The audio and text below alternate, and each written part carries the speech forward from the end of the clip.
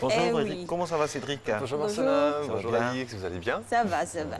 Alors, pour pouvoir amorcer cette transition écologique, on va essayer de déceler quel est le rôle du secteur privé. L'Afrique, plus que tout autre continent, on le sait, doit s'engager résolument dans un développement durable. On le dit depuis maintes fois. Mais comment ça va se faire? Depuis le début du mois, donc, nous partageons avec vous les fruits des journées africaines de la transition écologique, les GIFA, qui se sont tenues ici à Abidjan même. Nous avons vu quelques conditions qui peuvent nous aider à réussir ces transitions vertes-là. Nous avons aussi vu quelles dispositions existent pour financer, l'argent c'est très important, ces transitions également.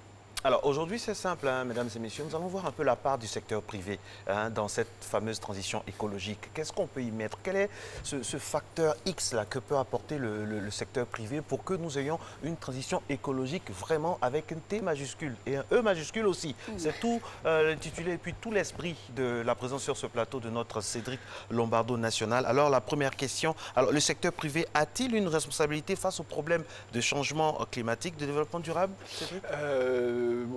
Oui, il faut dire la vérité, il faut être très franc. Il a sa part de responsabilité. Il a sa part de responsabilité pour la bonne et simple raison que les technologies qui ont été utilisées dans le passé, on peut pas, elles ont été utiles, mais elles étaient pas forcément optimisées, j'ai envie de dire, étaient très souvent des technologies polluantes, où on avait une telle confiance dans la capacité de la planète à se renouveler que lorsque l'entreprise allait pour exploiter des ressources naturelles, bon, elle l'exploitait un petit peu n'importe comment, et à la fois en termes de captation sur l'environnement, mais aussi en termes d'exploitation dans le cycle industriel. Mais maintenant, on arrive dans un monde où nous avons une démographie qui est très importante, nous avons de plus en plus de population, donc il faut satisfaire beaucoup plus de besoins, mais avec beaucoup moins de ressources. Donc le secteur privé doit fatalement changer son comportement. Mais le secteur privé signifie aussi bien le secteur formel que le secteur informel dans l'économie africaine. Oui. Donc c'est tous les acteurs, et après naturellement nous, citoyens, devons aussi avoir notre propre comportement adapté face au monde dans lequel nous sommes en train d'entrer. C'est clair. Voilà. Alors pourquoi le secteur privé doit-il s'engager dans cette transition verte-là? Alors pourquoi il doit s'engager? Déjà, il doit s'engager ne serait-ce que pour lui. Parce que, comme on le sait, le changement climatique, si on ne prend que ce problème de développement durable, le changement climatique, ce sont des tempêtes, des sécheresses, etc. Et de toute façon, ça va affecter l'appareil productif de l'entreprise. Je suis dans une entreprise qui décide de vendre du cacao. Si jamais j'ai un changement climatique qui va impacter les conditions de plantation de nos planteurs, il aura moins de cacao, il aura moins de matières premières. Donc ça va se retrouver dans son modèle économique. Si jamais je suis un forestier et que je décide de couper le bois un petit peu n'importe comment, ce qui ne se fait pas, Dieu merci, en Côte d'Ivoire pour les entreprises légales. Officiellement? Officiellement. Oui, hélas, il faut le dire aussi. Si je suis un forestier qui ne travaille pas bien, je vais décaper la ressource et puis au bout d'un moment, je n'aurai même plus de bois. Donc je n'aurai même plus de bois pour mon propre travail de forestier. Donc ça veut dire qu'ils ont l'obligation pour limiter les biens, l'obligation pour leur entreprise, mais ils ont aussi tout simplement une obligation morale. J'ai envie de dire, le développement durable, c'est un peu le comportement d'un bon père de famille. Je veux donner beaucoup plus de chance à mon enfant que ce que moi, mes parents m'ont donné à moi. Mais un opérateur économique, quand il se rend compte que son comportement détruit, il va laisser quoi à son enfant? Peut-être une richesse, entre guillemets, mais dans quel monde? Donc, ils ont tout intérêt à le faire, d'autant plus que nous entrons maintenant dans un monde où le développement durable devient véritablement un levier de revenus économiques. Et c'est ça qui va être le plus important pour eux. Développement durable, qu'est-ce que vous gagnez dedans? Et si on répond à la question, ils s'engageront. Alors, on ne peut parler de ce sujet sans évoquer le rôle de l'État qui cristallise toutes les attentes et puis aussi tous les espoirs. Oui. Alors, quel est le rôle de l'État pour encourager, par exemple, le secteur privé à s'engager? Est-ce que l'État peut faire pression? L'État peut faire Ouais, pression. Déjà, l'État a tous les pouvoirs, j'ai envie de dire. Et d'abord, il a le pouvoir de la régulation, le pouvoir de la réglementation, le pouvoir de nous dire exactement ce que nous devons faire. Messieurs, il ne s'agit plus de produire de sachets plastiques en Côte d'Ivoire. Très bien, il faut le dire. Et rester ferme. Il faut le dire, il faut rester ferme, mais il faut aussi accompagner l'entreprise. Si vous arrivez demain matin, disons que j'ai 5000 collaborateurs, une centaine d'entreprises, 5000 collaborateurs, et puis on dit du jour au lendemain, vous coupez tout, qu'est-ce que je fais de mon entreprise? Qu'est-ce que je fais de mes collaborateurs? Donc il y a une transition qu'il faudra mettre en place. Et ce qui était intéressant dans ces journées sur la transition écologique et le rôle du secteur privé, c'est justement de voir un peu la maturité de l'État aujourd'hui dans l'attitude qu'il doit avoir, pas simplement dans l'attitude de la réglementation, au sens vous faites ou ne vous faites pas, mais aussi dans certains dispositifs incitatifs, à l'exemple de ce qu'on appelle la fiscalité environnementale. Ce qui sera le premier élément vidéo de ce matin, donc c'est le directeur de la chargée de l'économie verte et de la responsabilité sociétale des entreprises au sein du ministère, qui justement a fait une présentation, premier élément vidéo de ce matin, sur la fiscalité environnementale. Si vous dites que la fiscalité va consister à réduire la pollution, il faudrait que l'application de cette fiscalité réduise effectivement cette pollution-là. Voilà, donc il y a le résultat qui compte. Il faut se donner les moyens de mesurer ces résultats. Deuxième élément, c'est l'incitation. Bon, donc il faut voir dans quelle mesure cet instrument économique qui est supposé être incitatif puisse effectivement encourager les entreprises à améliorer leurs process ou à améliorer leur technologie. Il y a également les critères de souplesse. Il ne faudrait pas imposer une fiscalité environnementale incitative. Il faut construire cette fiscalité-là de façon participative et très intégrée au point justement d'atteindre le dernier critère, de réduire l'inacceptabilité sociale. Une chose, c'est de mettre en place des décrets, mais une autre chose aussi, c'est de les appliquer. Eh oui, avec l'intervention du monsieur juste à côté, on a envie de se poser la question, quels sont donc les objectifs de cette fiscalité-là? Eh bien, une fiscalité verte, comme il le disait, c'est de dire en fait, on va essayer d'agir sur certains éléments de coût de l'entreprise pour être capable de les amener vers cette transition verte. Et donc, on prenait un petit peu l'exemple tout à l'heure en disant, ben, finalement, la Côte d'Ivoire interdit la production de sachets plastiques, ok, mais il existe un appareil industriel en Côte d'Ivoire, donc il faut changer cet appareil industriel. Alors, l'État met l'obligation, mais il peut aussi accompagner l'opérateur privé, il peut accompagner l'industrie en disant, mais puisque vous devez acheter de nouveaux équipements, nous pouvons par exemple vous mettre des exemptions fiscales ou des améliorations fiscales lors de l'importation, ce qu'on appelle les droits de douane, lors de l'importation de la machinerie en Côte d'Ivoire. Mais on peut aussi dire par exemple, puisqu'on considère que vous avez une mission qui est dans l'intérêt général, dans certains travaux, on peut aussi vous dire, vous aurez un taux de fiscalité ou un taux de TVA qui sera réduit. Donc comme l'État se nourrit économiquement par la fiscalité, il peut très bien dire mettre en place des systèmes de bonus en disant pour ce type d'entreprise qui effectivement contribue au développement durable, prennent soin de la population, prennent soin de l'environnement, nous allons mettre des éléments positifs pour les inciter à partir dans cette direction. Et naturellement, si l'incitation est mise en place, il faut aussi qu'il y ait de la sanction qui se mette en place pour les autres. Et vous qui ne le faites pas, nous allons augmenter votre fiscalité sur certains éléments.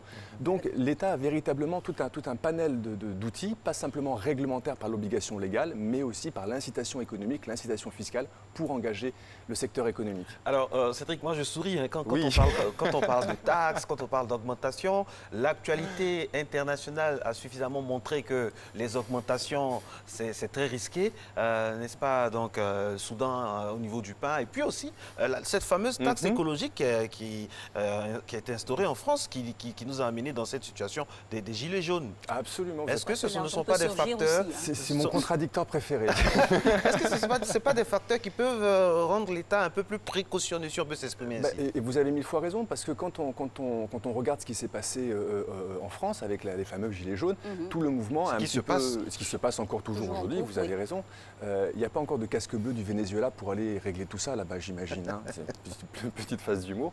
Ce qu'il faut regarder, c'est que la classe moyenne, qu'elle soit ivoirienne, française ou etc., la classe moyenne, celle qui n'est ni pauvre ni riche, est malheureusement la plus nombreuse et c'est celle qui subit la plus forte pression fiscale. Ils ne savent pas comment faire des bénéfices fiscaux, ils ne savent pas comment faire des paradis fiscaux, etc. Donc ils sont là et ils subissent tout ça. Et au bout d'un moment, quand on leur dit une fiscalité ceci pour la transition écologique, une fiscalité cela pour l'environnement, une fiscalité en plus pour... À un moment, il y a un coup de ras-le-bol qui se met en place. Et ça, on peut le comprendre. Mais c'est aussi... Quand on observe ce qui s'est passé, et j'ai envie de dire, on avait les printemps arabes en 2011, on a eu les émeutes de la vie chère en Côte d'Ivoire en 2008, dans toute l'Afrique de l'Ouest, on a les gilets jaunes en France, on a le Soudan comme vous l'avez cité. Mais ça veut simplement dire qu'aujourd'hui, le peuple en a un petit peu ras-le-bol d'une certaine pression qui se met en place, mais il a aussi la parfaite conscience, parce qu'il le vit, le planteur vit les conditions, les impacts du changement climatique. Il a aussi conscience qu'il faut faire quelque chose, mais une transition qui ne s'accompagne pas n'aura pas d'efficacité. Si vous prenez votre enfant et que vous lui dites, par exemple, tu vas avoir ce comportement avec menace, bon, il va vous écouter parce que vous êtes devant lui, mais dès que vous serez parti, le comportement sera exactement ce que ne voulez pas. Alors qu'en fait, il faut l'accompagner, l'inciter avec douceur, avec bienveillance, pour que lui-même comprenne qu'il faut agir comme ça. Donc il faut une transition écologique, on n'a pas le choix. Il faut la financer, on n'a pas le choix. Mais il ne faut pas le faire sur le dos de la population, il faut le faire en accompagnant la population. De la même manière que la transition ne se fera pas en l'imposant au secteur privé, mais en accompagnant le secteur privé. Je reviens sur nos fameux sachets plastiques en Côte d'Ivoire. La loi a été votée sans une véritable concertation avec le secteur privé. Il y a eu beaucoup de réactions de la part du secteur privé et encore aujourd'hui est-elle véritablement en application? Le privé ne produit plus, mais le citoyen consomme toujours. C'est clair. C'est clair, de manière illicite.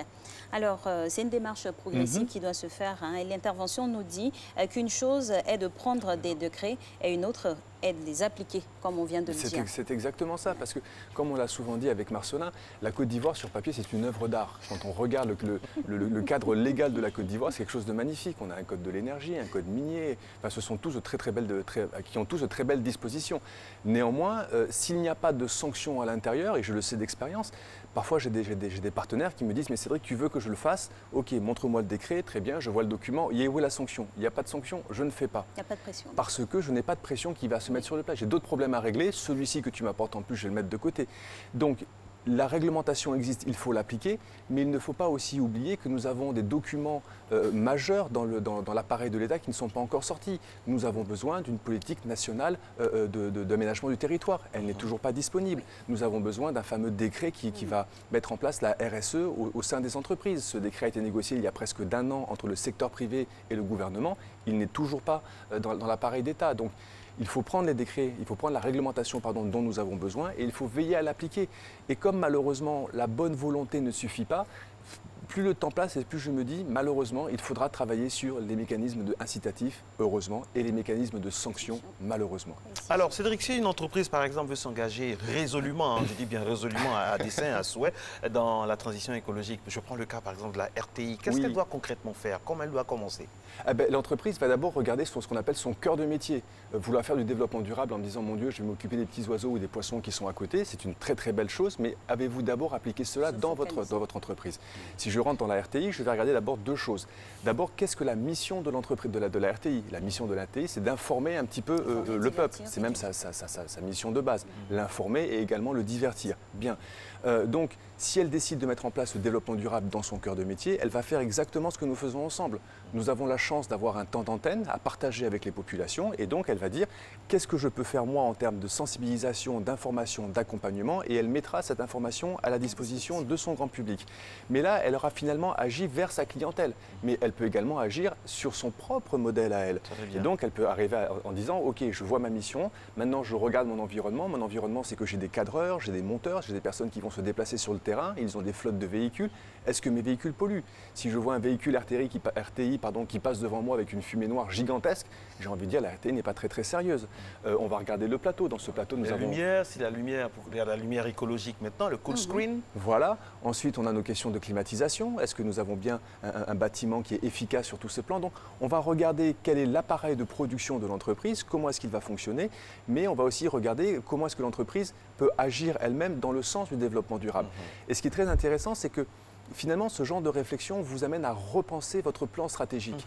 Et un des intervenants que j'ai apprécié lors de ces fameux GIFAC sur le rôle du secteur privé est un opérateur économique international qui dit mais en fait, nous, notre métier, c'est de produire de l'énergie. Et on s'est dit, il faut qu'on aborde la transition énergétique, il faut donc qu'on fasse un screening, il faut donc qu'on analyse le cœur de métier de l'entreprise et que l'on regarde comment agir. Et cet opérateur va agir en 3 temps. Il dira d'abord, je vais décarboniser mon mix énergétique, je vais digitaliser ma stratégie, des grands mots, et je vais me décentraliser. Et pour bien comprendre ce que ça veut dire, nous avons donc le deuxième élément vidéo de ce matin sur engager le plan stratégique de l'entreprise. Décarbonisation, digitalisation, décentralisation. La décarbonisation, comme je vous l'ai dit, ce sont les énergies renouvelables et l'abandon des énergies fossiles. C'est nécessaire et en plus, c'est intelligent puisque vous pouvez avoir un meilleur rendement, une meilleure fiabilité et un meilleur prix pour le même service. La digitalisation, c'est un moyen. La digitalisation, elle est au cœur de votre quotidien avec votre smartphone. Et maintenant, il va vous permettre également de mieux consommer et mieux produire. Grâce à votre téléphone, vous pouvez commander votre clim, vous pouvez programmer votre machine à un moment donné où l'électricité coûte moins cher, par exemple. La décentralisation. La décentralisation, en fait, c'est un concept très logique. C'est je vais produire là où je consomme, alors qu'avant qu'on produisait en centralisant une énergie et ensuite on allait la perdre en la distribuant, en l'amenant jusqu'au point de consommation. Aujourd'hui, vous pouvez mettre du solaire, comme un individu peut le mettre sur son toit, vous pouvez le mettre sur le toit d'une entreprise, sur son parking et au sol s'il a de la place. Il va la consommer au plus près et en fonction de ses usages. Ah oui, des informations très importantes et un exemple de la RTI qui nous intéresse, je suis sûre. Alors, comment une entreprise devrait-elle réorganiser son plan de restructuration pour un développement durable? Eh bien, c'est un petit peu l'exercice qu'on faisait tout à l'heure. La première chose, c'est qu'elle va d'abord regarder quels sont ce qu'on appelle ces enjeux de développement durable. Alors, c'est vrai qu'ensemble, nous parlons beaucoup de tout ce qui sont les aspects environnement, les aspects ressources, mais le développement durable, rappelons-le, c'est la protection de la planète, la protection de l'homme. Donc, la première chose qu'une entreprise va faire, c'est regarder l'ensemble de ces enjeux. Donc, elle va avoir des enjeux déjà sociaux dans la gestion des ressources humaines. Est-ce que nous avons des mécanismes d'assurance maladie, des mécanismes de prestations sociales, de protection sociale? Est-ce que nous avons des stratégies de développement du capital humain? Et donc, elle va regarder justement ce dont elle a besoin et ce sur quoi elle peut agir. Elle va aussi faire ce qu'on appelle une matrice d'impact au niveau environnemental. Quelles sont mes conséquences? Comment est-ce que je peux polluer? Elle va regarder comment elle peut agir sur ça, comment je vais gérer mes déchets. Et donc, tout simplement, il faut qu'elle regarde à la fois son système de production, comme on l'a dit, mais surtout, le plus intéressant, c'est de regarder comment elle pourra arriver à faire des bénéfices ou à améliorer son positionnement économique grâce à cette stratégie. Et c'est un petit peu ce que faisait cet opérateur économique en disant finalement, je vends de l'énergie, j'ai un passé qui est un petit peu dans le gaz, je dois rentrer dans les énergies renouvelables, on sent que c'est véritablement ce qui va se passer dans l'avenir, on n'aura pas de choix. Et donc, comment je mets en place ma propre stratégie? Et vous vous rendez compte qu'en 3 mots, on arrive à impliquer ça. Mais le plus important n'est pas seulement d'avoir un plan stratégique, il faut aussi en faire une véritable culture d'entreprise. Si la RTI, si vous avez une décision du directeur général de la RTI qui dit par exemple nous sommes maintenant une entreprise durable, mais que dans les comportements des agents de la RTI rien ne va changer, nous n'aurons pas le résultat souhaité. Donc il faut analyser le modèle de l'entreprise, comprendre le modèle productif, comprendre le modèle économique, celui qui va vous rémunérer, et regarder à chaque fois comment est-ce qu'on peut agir pour un développement durable dans l'intérêt économique de l'entreprise. Alors, on le sait, hein, au niveau d'une entreprise, il y a le capital humain, il y a le capital financier. Oui. Question, comment est-ce que les entreprises peuvent trouver facilement toutes ces deux entités-là afin de mieux agir sur le développement durable? Absolument, parce que donc, le capital financier, ça veut simplement dire avons-nous les financements nécessaires? Et nous avons vu la semaine dernière justement qu'il y avait beaucoup de lignes de financement qui se mettaient en place. Malheureusement, 12 milliards de la BAD. Voilà, par rapport à 100 milliards de besoins annuels pour les pays en voie de développement. Oui. Donc ils existent, mais ils restent insuffisants, il faut les pousser. Et ce qui va être intéressant sur le financement, c'est de regarder dans quelques instants ce qu'est aussi capable d'inventer le secteur privé, car il n'y a pas que l'argent de l'État, il y a aussi de l'investissement du secteur privé qui se met en place. Et puis maintenant, la deuxième chose, c'est le capital humain. Avons-nous les formations nécessaires? Avons-nous l'intelligence pour agir dans cet état-là? Et donc là, c'est encore une autre intervention qui était très intéressante, qui montrait justement où une entreprise, un opérateur économique venait présenter ses activités, mais surtout, il montrait aussi comment il était capable d'influencer les éléments financiers, les éléments de développement humain. Et c'est le troisième élément vidéo de ce matin, justement, sur ce qu'on appelle le développement du capital. Nous avons mis en place 2 fonds d'investissement, dont le plus connu est Energy Access Venture, qui est basé au Kenya. Un fonds de plus de 75 millions d'euros qui nous a permis d'investir à l'heure actuelle dans plus de 14 startups africaines. Donc, nous sommes porteurs et créateurs d'innovation à travers nos différents produits, mais nous trouvons qu'il est encore mieux de pouvoir investir dans des groupes qui sont basés localement. Donc, c'est la raison pour laquelle nous investissons dans des startups principalement africaines et en Asie du Sud-Est. Et par la suite, tout le monde parle de transition énergétique, tout le monde parle d'énergie renouvelable, mais il est important que qu'il y ait des personnes qui soient assez formées, qu'il y ait des personnes qui soient assez outillées pour pouvoir installer ces différents produits, que ce soit les microcentrales, que ce soit les différents outils qui sont installés par la plupart des entreprises. Eh oui, on était avec l'élément là qui présentait des entreprises internationales. Est-ce qu'en Côte d'Ivoire, ici, nous avons des structures, des sociétés qui s'inscrivent dans la même démarche? Alors, nous avons de très belles entreprises en Côte d'Ivoire. Déjà, j'ai envie de toute façon, quand on est dans un pays en voie de développement qui recherche l'émergence, cela signifie qu'il y a beaucoup de services essentiels pour les populations qui n'ont pas encore été remplis par l'État. Et donc, finalement, une entreprise qui veut prospérer en Afrique, si elle veut le prospérer avec élégance et de manière vertueuse, aura toujours l'obligation de regarder comment je peux agir sur l'électricité, comment je peux agir sur l'accès à l'éducation ou à la santé. Une entreprise qui fait de l'agriculture, entre guillemets, en milieu rural, sait bien que beaucoup de ces services ne vont pas exister. Donc, il existe des entreprises qui sont vertueuses en Côte d'Ivoire. Je ne peux pas les citer aujourd'hui, malheureusement, mais je vous invite simplement à regarder, par exemple, sur Internet, qui fait son rapport de développement durable. Et vous verrez que vous avez 5, 6 entreprises en Côte d'Ivoire qui sont véritablement engagées, qui se démarquent véritablement. Nous faut arriver maintenant à encourager les autres dans cette démarche. Alors, Cédric, il y a aussi des systèmes de management de la durabilité. Oui. Lors de ces journées, on en a eu vent, c'était très intéressant. Vous étiez panéliste sur ce thème. Encore un outil pour le secteur privé, ça va aider? Oui, absolument, parce que un système de management, ça veut dire quoi? Ça veut dire, par exemple, et on va comparer ce qu'on appelle les systèmes comptables. Vous savez bien que quand deux comptables vont se parler, qu'ils soient à Abidjan ou qu'ils soient à Douala, au Cameroun, quand nos deux systèmes... Ah, l'écran, mince. D'accord. Donc effectivement, il faut que l'entreprise implémente des systèmes de management. Ce n'est pas quelque chose de très compliqué. Et vous savez, la première chose qu'elle doit faire, d'abord, c'est avoir une politique et une stratégie de développement durable. Elle doit avoir une vision, elle doit avoir une âme. Si elle les a, elle va se dire comment est-ce que je peux mettre ça en place. Le deuxième point pour l'entreprise, c'est donc de s'engager dans une gouvernance du développement durable. Et maintenant, pour qu'elle soit capable de faire ça, elle ne peut pas l'inventer ex nihilo, elle ne peut pas l'inventer depuis le vide. Donc, elle va s'appuyer, troisième point, sur un ensemble de référentiels, des obligations légales ou des normes de comportement international qui vont l'aider à mettre en place, le quatrième point, tout ce qu'on appelle les processus et les procédures économiques, environnementales et sociales.